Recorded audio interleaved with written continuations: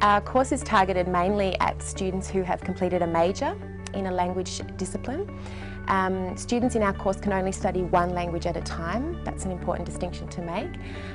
But if you think about doing an undergraduate degree in a language and emerging out of that degree at one of the higher levels, that's about the proficiency level that we require for the course. A lot of people potentially mix up the definition of interpreting and translation.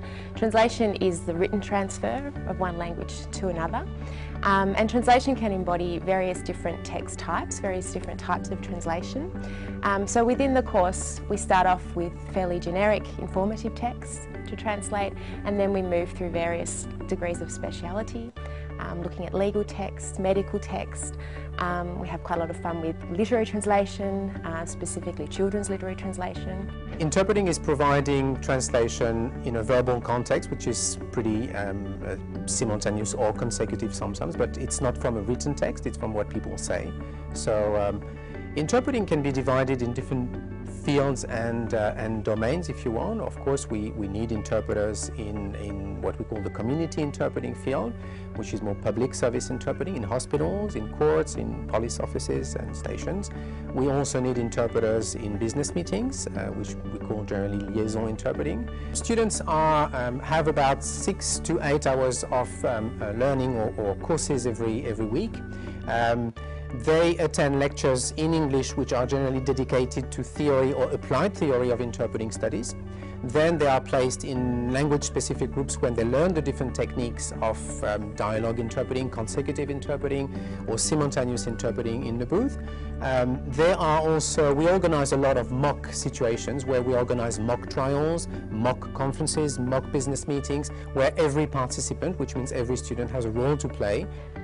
It is a fairly unique program in Australia because it's very flexible in its structure, and it combines an academic stream and a professional stream, which allows the students really to choose where they want to go in the course of their study. So some students opt to take the more professionally oriented units, and they are students who have an interest in going straight into the field and working as interpreters or translators in the various non-literary domains usually, so legal, health, government, business-oriented sectors. Whereas we have students who are interested in doing they're interested in pursuing research careers, and they will take more typically the translation stream with a research focus.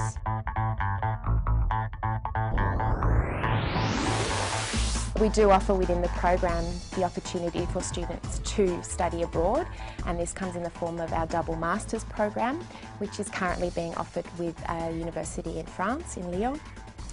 So students will complete 1 year of their studies in Australia at Monash and then move on to France for their second year of study, and at the end they come out with a double degree, so a double masters. This double masters is a model that we are now trying to get up and running in various other countries. Well, I think it's a really important thing for someone wanting to become a professional translator to live in a country that speaks the language that they're going to be translating and they're going to be working in, because it gives us more experience in that language. It gives us a chance to boost our language skills in French. It also gives us some experience of culture, which is really, really important in translation and in bridging that gap between cultures. Cultural knowledge is just as important as linguistic knowledge. One of the advantages with Monash is that they run a language exchange program where they match you up with somebody from that country and you get to meet with them weekly. And also, well, as often as you like, just as a social thing. And I found that's been really good for me to keep up my Japanese, because there aren't as many opportunities to speak it here. My experience here not only let me learn about different cultures, about their traditions, their languages, but I think it also gave me the chance to reflect on my own culture. And because growing up in Japan, you're not really conscious of what Japanese culture is, but by doing translation and interpreting and, always comparing the two cultures and the languages, I think it gave me the chance to look at my culture from a very new perspective, and I think that was a very good experience for me. We have different difficulties in translation. It's related closely to our culture and language aspects. For example, if we translate it raining cats and dogs, I can't translate word for word into Chinese, otherwise people don't understand.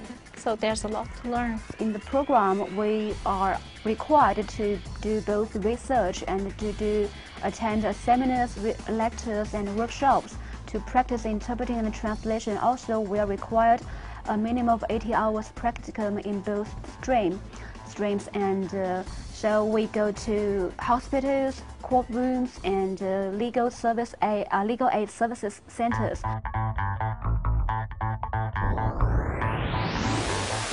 It gives the students, first of all, obviously the real life experience of what it's like to work in this sector, but it also enables the work providers to get a good sense of how we're preparing students for the workplace at Monash.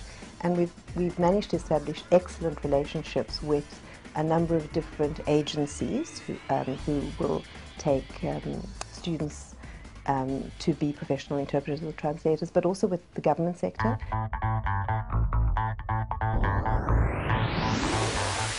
We have a brand new lab here, which is a brand new language lab using a new environment and mixing different types of technology, where it's very easy for us to show students different things using new digital technology. So that's one thing.